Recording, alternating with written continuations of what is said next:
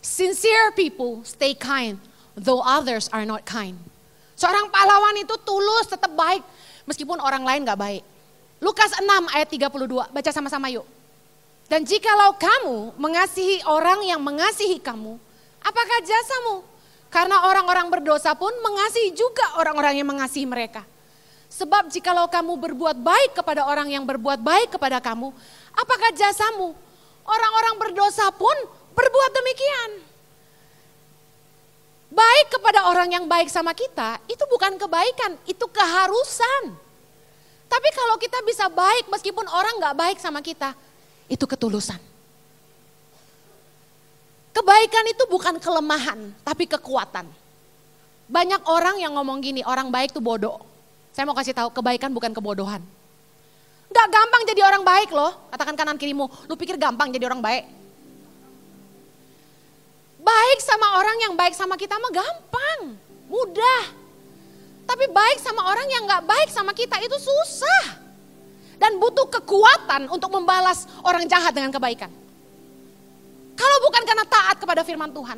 Roma berkata, jangan balas kejahatan dengan kejahatan, tapi lakukanlah yang baik untuk semua orang. Panggilan kita jadi hero. Kita bukan penjahat. Meskipun orang gak bersama kita, meskipun orang gak menghargai kita. Mungkin ada loh pahlawan tuh yang namanya gak tercatat. Tapi kita tetap harus baik sama orang. Saya percaya orang yang benar-benar baik gak akan berubah hanya karena orang lain gak baik sama dia.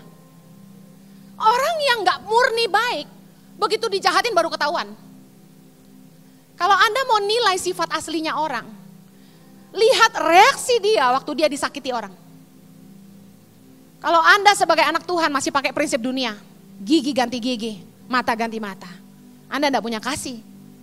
Tapi kalau kita pahlawan Tuhan, orang jahat sama kita, kita harus balas dengan kebaikan. 1 Petrus 3 ayat 17 bilang gini, lebih baik menderita karena berbuat baik, jika hal itu dikehendaki Allah, daripada menderita karena berbuat jahat. Amin. Mother Teresa bilang gini, not all of us can do great things, but we can do small thing with great love. Amen. Anda mungkin gak bisa ke Papua, ke NTT, kemana-kemana, berjuang angkat bambu runcing. Tapi dengar, ketika Anda bisa melakukan hal kecil dengan kasih yang besar, Anda sudah jadi pahlawan buat Tuhan. Saya mau tutup Yohanes 5 ayat 29. Dan mereka yang telah berbuat baik akan keluar dan bangkit untuk hidup yang kekal. Tetapi mereka yang telah berbuat jahat akan bangkit untuk dihukum. Dengar baik, banyak pendeta bilang, kekristenan bukan tentang kebaikan. Anda jangan berpikir dengan berbuat baik Anda bisa masuk surga. Jujur saya tidak setuju dengan omongan itu. Saya setuju bahwa kita masuk surga karena Tuhan Yesus.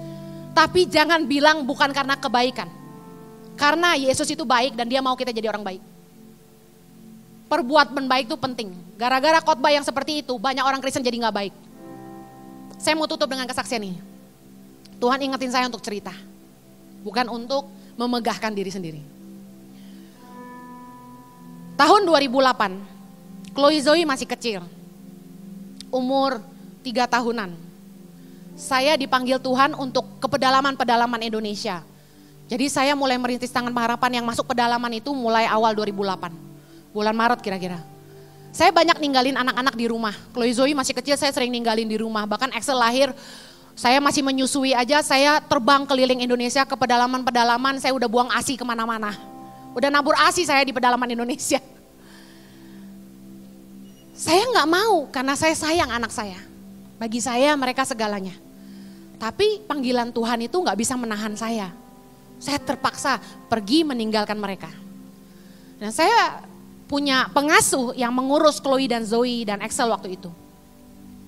Satu hari salah satu pengasuh Zoe, dia datang kepada saya, dia pinjam uang. Dia bilang, Ci pinjam uang dong, kakak saya sakit. Terus saya kasih uangnya, dia transfer ke kampung untuk bantu kakaknya. Saya pikir saya nolong dia lah. Nah, orang yang ditolong, suster ini, pengasuh saya ini, malah jahat sama saya. Jahatnya minta ampun. Suka ngelawan, suka ngomong yang jahat, suka ngomong yang enggak. Kemudian satu malam anak saya nangis, Zoe nangis. Saya kan tidur satu kamar sama mereka waktu mereka masih kecil. Waktu saya bangun, Zoe nangis kenceng. Nah, Pengasuhnya ini karena ngantuk, kesal, dia bangun, dia pukul Zoe. Blok. Saya lihat, saya mau tegur tapi waktunya nggak tepat. Saya sedih banget gitu loh. Saya bilang gini sama Tuhan, Tuhan, Engkau panggil aku untuk ke pedalaman. Tapi kenapa Tuhan gak kasih orang yang bisa nolong anak-anakku gitu.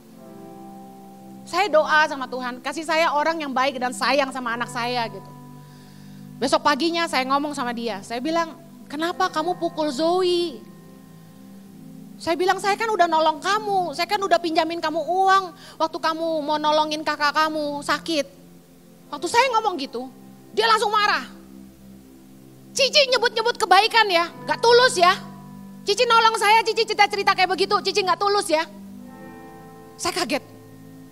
Dari dialah saya belajar arti ketulusan. Kalau udah bantu orang, jangan suka diceritain lagi gitu loh. Jangan diungkit-ungkit. Orang tulus gak mencatat perbuatan baiknya. Saya langsung kaget, kenapa saya ngungkit-ngungkit. Gak lama setelah dia ngelawan gitu ke saya, dia di sundut tawon. Kita lagi di pinggir kolam renang, ada lebah lewatnya ke saya, nyundutnya dia. Saya kaget. Saat itu saya gak mikir jahat ya, tapi hari ini saya ketawa juga, dasar kualat lo sama gua. Saat itu mah saya panik, aduh kesundut tawon. Cepet-cepet saya tolongin dia, dia langsung meriang, panas sampai 40 derajat, saya panik, saya tolongin. Akhirnya ternyata bawa ke dokter dia kena tipes. Kok bisa disundut tawon jadi tipes? Saya juga baru tahu. Nah, kemudian saya tolong dia terkapar di ranjang gak bisa ngapa-ngapain. Saya masak buat dia, saya suapin dia makan, saya kompresin biar panasnya turun, saya bawa dia ke dokter kasih obat. Selama dia sakit saya rawat dia sampai sembuh. Setelah itu dia pulang dan tidak pernah kembali lagi sampai hari ini. Seringkali kayaknya gak masuk akal ya. Kenapa orang udah kurang ajar kayak gitu sama kita, orang udah gak baik kayak gitu.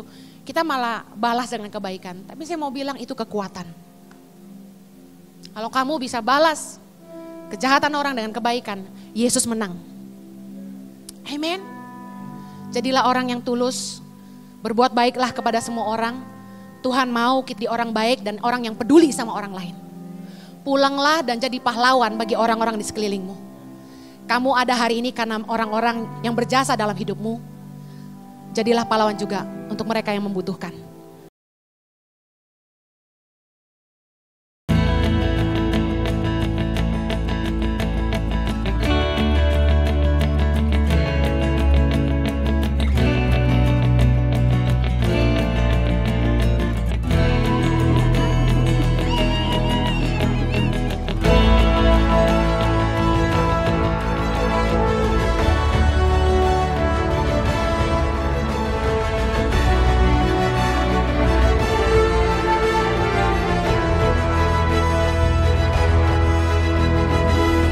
Suka duka, perjalanan tangan pengharapan dalam membangun pendidikan di pelosok tanah air Indonesia.